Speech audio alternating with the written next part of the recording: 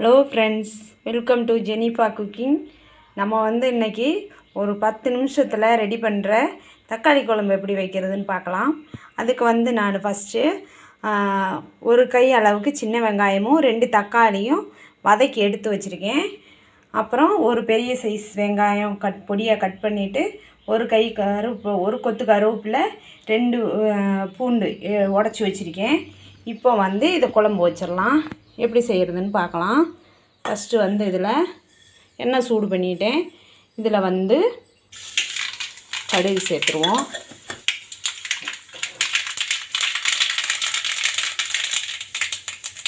கடுகு உடஞ்சதும் இதில் 1 ஸ்பூன் அளவுக்கு வெந்தயம் சேர்த்துருவோம். வெந்தயம் பொரிஞ்சு வந்துடட்டும். அப்போ தான் அந்த வாசனை வரும். நல்ல வாசமாக இருக்கணும்னா வெந்தயம் பொரிஞ்சிடணும். அதுக்கப்புறமா இப்போ நம்ம கட் பண்ணி வச்சுருக்கிற வெங்காயத்தையும் பூண்டு கருவேப்பிலை அப்படியே சேர்த்துடலாம்.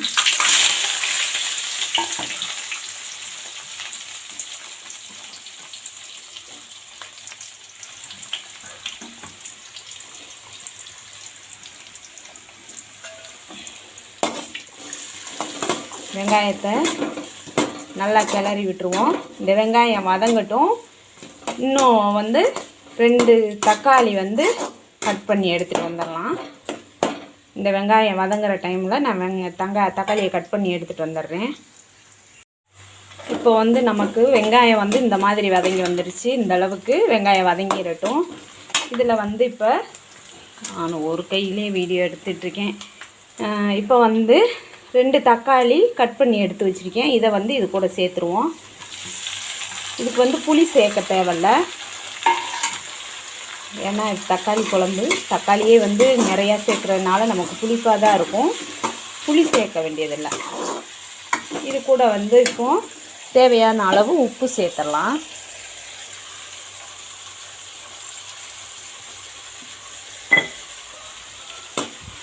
முடிஞ்ச அளவுக்கு கல் உப்பே யூஸ் பண்ணுங்கள்.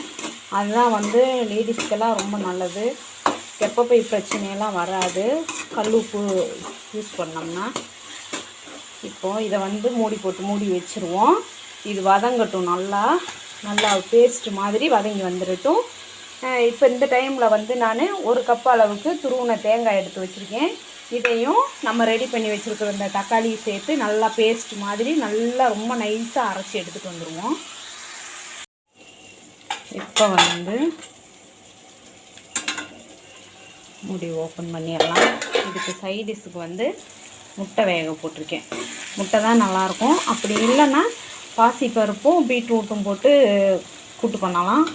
இல்லைன்னா சிம்பிளாக அப்பளம் பொரித்தாலும் நல்லாயிருக்கும்.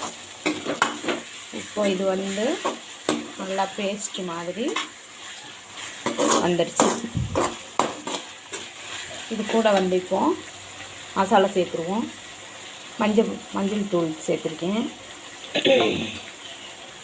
இப்போ இது கூட வீட்டில் அரைச்சி எடுத்த மசாலா பொடி 3 ஸ்பூன் அளவுக்கு சேர்த்துக்கணும். உங்களுக்கு காரம் கொஞ்சம் கம்மியாக இருக்குது அப்படின்னா வத்தப்பொடி சேர்க்கணுன்னா சேர்த்துக்கோங்க. நல்லா கிளறி விட்டுருவோம். இதில் இந்த பச்சை வாசனை போயிடட்டும்.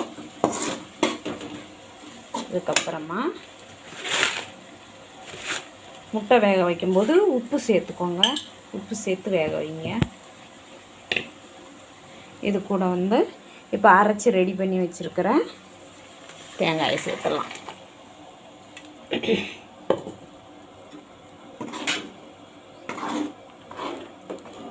இது வீட்டில் அரைச்சி எடுத்த பொடினால் நான் பொடி மட்டும் சேர்த்துருக்கேன். இல்லைன்னா சீரகத்தூள், மல்லித்தூள், மிளகாய்த்தூள் சேர்த்து கொதிக்க விட்டுருங்க. இது கூட இப்போ தேவையான அளவுக்கு தண்ணி சேர்த்துட்டு உப்பு டேஸ்ட்டு பார்த்துட்டு உப்பு காரம் பத்தலைன்னா சேர்த்துக்குருவோம்.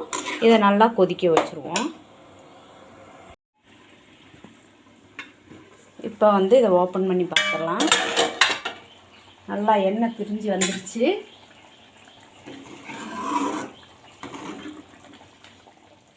இந்த அளவுக்கு இந்த குழம்பு அப்படியே கட்டி சேர்ந்து இந்த எண்ணெய் பிரிஞ்சு இந்த மாதிரி வந்துடணும்.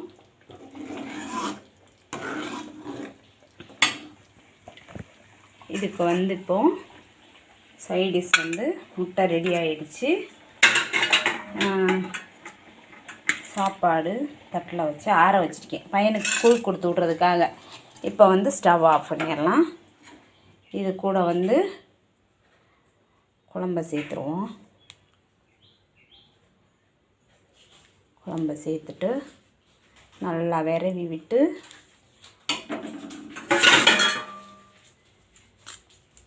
அப்படியே வந்து டிஃபன் பாக்ஸுக்கு அடைச்சிடலாம். சூப்பராக இருக்கும். ஒரு வட்டம் நீங்கள் வந்து உங்கள் வீட்டில் செஞ்சு பாருங்கள். இந்த வீடியோ பிடிச்சிருந்துச்சின்னா மறக்காமல் நம்ம சேனலை வந்து சப்ஸ்கிரைப் பண்ணி வச்சுக்கோங்க. அடுத்த வீடியோவில் சந்திப்போம். பாய்.